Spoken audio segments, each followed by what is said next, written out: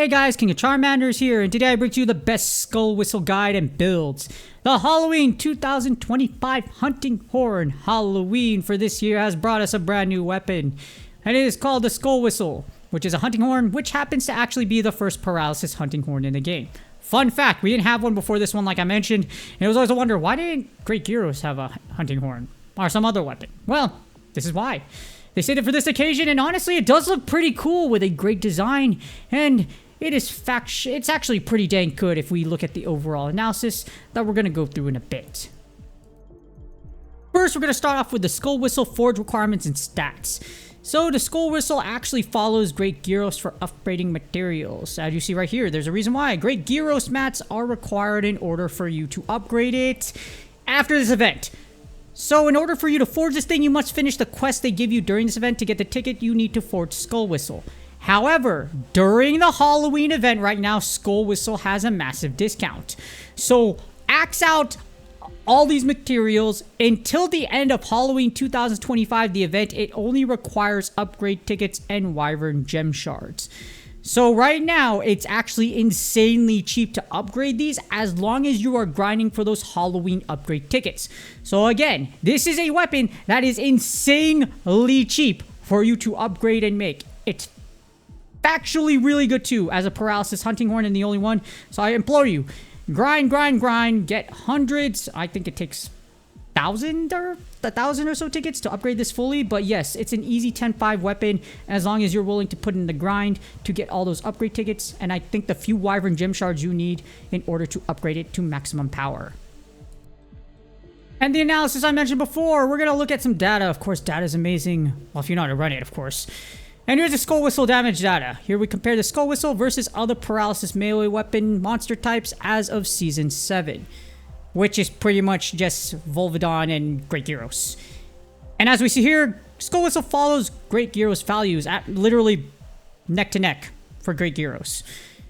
And the thing about it is, it's really good because high raw is the way to go when it comes to status weapons, making Skull Whistle great for a Paralysis weapon.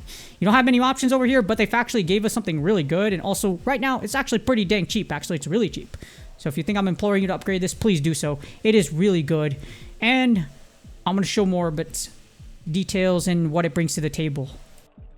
Now that you know the base damage as far as the weapon itself, here is the Skull Whistle builds data, and we compare the most realistic Skull Whistle builds in the game, at least for right now. And the best option is to either go blunt force or status sneak attack. You're either going to spam the echo attack or you're going to try to paralyze it as fast as you possibly can, which is why we have status sneak attack. Keep in mind though, you'll mostly use Skull Whistle in group hunts because of the equipment skill, so status sneak attack is actually your best bet. The thing is, as a group hunt, your job is to paralyze and melody buff the monster. You're probably not going to do the most damage in comparison to your teammates because there's a lot of better options out here as far as damage-wise goes.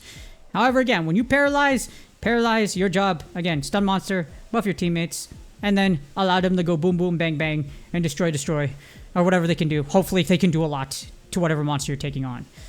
And if you look at the data right here, there's actually a minimal difference between Blunt Force 5 versus 4. And the difference is one has lock on and the other doesn't. That's really what it is. But 3% isn't a lot. So if you need lock on to target that dome so you can stun the monster along with Paralysis, if you're looking to do that with your echo attack, then honestly, it's best to have lock on versus not. But before we look at those builds, we're going to take a look at the equipment skill and its melody analysis. So Skull Whistle's melody set is basically tailor-made to take on Brute Tigrex. You have earplugs long, Divine Protection, which gives you Divine Blessing, and Attack Up. That literally screams, screw you, Brute Tigrex. I want you to die, and I want to take your plates off of your tail. I don't know how the tail has plates, but you know what? That's how Monster Hunter works. And yes, you need those Rarity 6 plates if you want to max out your Brute Tigrex weapons and armor. And the thing is, it also works well against the original Tigrex, and basically that anything roars frequently. For those of you that have a max an ogre weapon or have faced an ogre a lot, you do know that the Thunder Flaming Tony the Tiger, not flaming, Thunder Tiger, no, it's a wolf. Yeah, it's a wolf. Before anybody screams at me in the comments, yes, it's a wolf, right? You're a wolf. However, it's best used in group hunts because of Shared Sword. Shared Sword increases your attack power by 240 during a group hunt. Fun fact, if you combine this with Paralysis Exploit 3, you actually have Shared Sword 5, so they kind of knew what they were doing with this. But again, best used in group hunts, and you can easily change its entire melody set, as the third is a blue-blue-red combo. So what you're going to do is double blue, double red, and by doing that, you will be able to get all of your 3 boosts off, and then you can echo attack to share that with your teammates. And finally, here are the builds, the ones that make the most sense. Start at number 1, Blunt Force. You have 2 options here, either Blunt Force 5 or 4. The level 5 build does not have lock on, while the level 4 build does have lock on. So it's only about a 2% less damage difference. If you want lock on, it's not a bad idea. The bad thing is like lock on for the male piece doesn't really have a lot of options. We have a newer one, but unless you already have the ability to make a Brute Tigrex smell at grade 8, unless you have the 2024 male or another one like the Nargacuga male, which actually doesn't do much for you anyways because you don't have any critical into it. Yeah, you don't have a lot of options. Now here's the thing, Blunt Force builds are best used for solo hunts, as you would want to paralyze the monster as fast as possible in group hunts. You're there to support. Hopefully the rest of the 3 can make up for the damage you don't, because Hunting Horn, while it's good, it's not exactly there to do an enormous ton of damage to make you be like, ooh, it's over 9,000. Unfortunately for you, it's not going to be over 9,000. For this build, you're going to need the Bishatan male at grade 6, either the Beatotus male at grade 6 for Blunt Force 5, or the Brute Tigrex male at grade 8 for Blunt Force 4. The Lunagaring Vambrace is at grade 6, the Bishatan Coil at grade 6, and the Beatotus Greaves at grade 6. And the other set, the best Skull Whistle build number 2, you have Status Sneak Attack. You have 2 options, either the Carnival 2024 male or Brute Tigrex male for lock on. Unfortunately, you just don't have a lot of options here, otherwise you're going to be playing without lock on. And there's not much of a damage difference between both. Although the thing about the problem with the Carnival 2024 male, even though you have it like I do, you're not going to consistently crit with only critical eye level 2. It's only a 15% affinity boost, so you're not going to bank on critting. If you do, you'll notice a bit of a damage difference, but not too much because, like I mentioned, that's a really low chance. And this is best used for group hunts to quickly paralyze the monster. Status Sneak Attack 4 is the standard because your trigger rate is 85%. Anyone telling you to go to level 5 has no idea what they're talking about. You don't need 5, 4 is fine. You will very rarely miss status buildup. From personal experience, 4 is the sweet spot. You don't need anything more.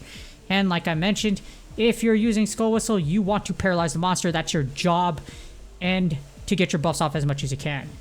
For this build, you either have the Bishatan male at grade 6, the Carnival 2024 male at grade 8, or the Brute Tigrex male at grade 8. Sisiaku Vambrace at grade 4, the Bishatan Coil at grade 6, and the Somnicant Greaves at grade 6. Hopefully this helps you decide which build to use with the Halloween 2025 weapon. Again, the weapon is discounted right now, so it's totally worth going after, especially since you just need upgrade tickets and a few other things. You still need Wyvern Gem Shards, so if you're planning on maxing out, hopefully you're at 8 stars or you have enough Wyvern Gem Shards saved up to max out. Just keep that in mind. It's not exactly as much of a freebie as you would think it is, but you can still get it high enough to where if you're a newer player and you're just slaying regular monsters left and right, this will carry you very far throughout the story. Paralysis weapons, especially if you do have Para Exploit, are factually very, very good.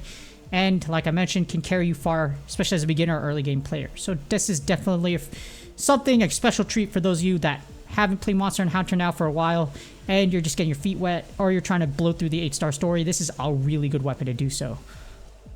Please do me a huge favor, like, subscribe, and comment for the YouTube algorithm. Hopefully good luck on your grinds. Good luck on your Brute Tigrex, because you're probably spending a lot of potions getting hit by a lot of stupid stuff, because I still am. Because either 1, I make a really stupid dodge, or 2, I just don't have that range down for those roars because they're really stupid. But getting used to it, hopefully won't spend as much potions next week because of all the lessons I've learned and getting used to patterns this week. Good luck on your grinds, and I will see y'all on the next video.